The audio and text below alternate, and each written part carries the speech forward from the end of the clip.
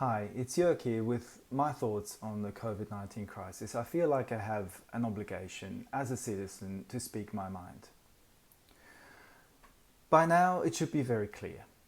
This new coronavirus is not a more deadly virus than the flu viruses that we experience year after year. The numbers speak for themselves. The mortality rates are roughly the same, yet our governments are imposing totally irrational and disproportionate measures on us, and we just put up with it.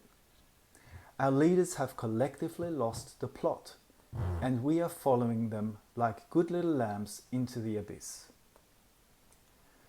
If we are at war, it is a war waged by our governments against us, the people. The measures they have taken cause immense and immeasurable damage to society, and not just economically. Our democratic rights and freedoms have been suspended and are at risk. How did this mass hysteria come about? The public and private mainstream media have been engaging in fear-mongering and have given no voice to other people who have legitimate alternative views. It looks like some kind of deal between governments and the media. Now that more and more international voices who are critical of the draconian measures being taken around the world emerge via the internet and alternative media channels, these are actively suppressed, slandered, ridiculed and censored. What is democratic about this? Politicians have demonstrated they have no knowledge of human nature. Politicians around the world have failed miserably, and the media, which in a functioning democracy should actually have a watchdog role and expose such political misconduct, they have failed just as miserably. And so we now live in an authoritarian state. Those in power now know for sure that the people are easier to manipulate than they might have thought. You can pretty much do what you want with the people, and you don't even have to use force. You just have to create fear and panic. These are classic propaganda methods to which we are now subject. But the longer this state of affair lasts, the more tensions will boil over throughout societies. The panic purchases have already shown that. So nobody should be surprised if violence increases, if psychological suffering such as depression increases exponentially, if the divorce rates rapidly increase, if the suicide rates explode.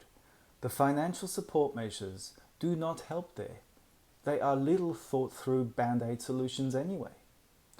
One might well hope that after this crisis is over, a more humane society and economy rises like phoenix from the ashes. I'm not so optimistic. We cannot assume that something better can emerge from this inhumane treatment we are being subjected to now. Even though this crisis has shown just how irrational and unsuitable the neoliberal capitalist economy is, how dangerous the fixation on globalization was, the ruling forces behind all this will not relinquish anything. It is not them who have to pay for the consequences of this crisis anyway. Right from the start, I suspected that this crisis was deliberately brought about, or at least a welcome opportunity to start a new cycle, because it had been clear for a very long time that the economy, which is based on an ever-increasing mountain of debt, could not be sustained indefinitely. So perhaps this is just some kind of reset, and then the whole circus will start all over again. However, the restrictive and anti-democratic measures that are now in place will be maintained wherever possible. They will infect our societies through this crisis and will be accepted by the people who apparently put up with anything. If our free and democratic society is worth anything to us, we must now demand sensible measures from politicians. First of all, to protect the approximately 5% of the population who are actually in need of protection, and to immediately remove the current destructive measures. But it is also about preserving and protecting our democratic civil rights. What would be such sensible measures? Here are just a few, but I'm sure there are more. For example, a broad global campaign to promote general hygiene. Progress has already been made in this regard, but must be expanded. That would be a good role for the WHO, instead of it being the extended arm of the big pharmaceutical companies.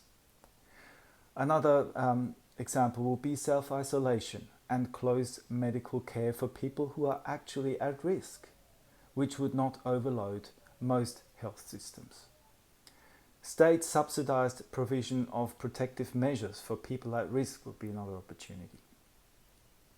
Finally, a few high quality resources that are definitely not prescribed by the government. A really good one is Swiss propaganda research. Another good one is the Corbett report. And you can also have a look at my COVID-19 YouTube playlist. Thanks for watching, and I wish you all the best through this difficult time.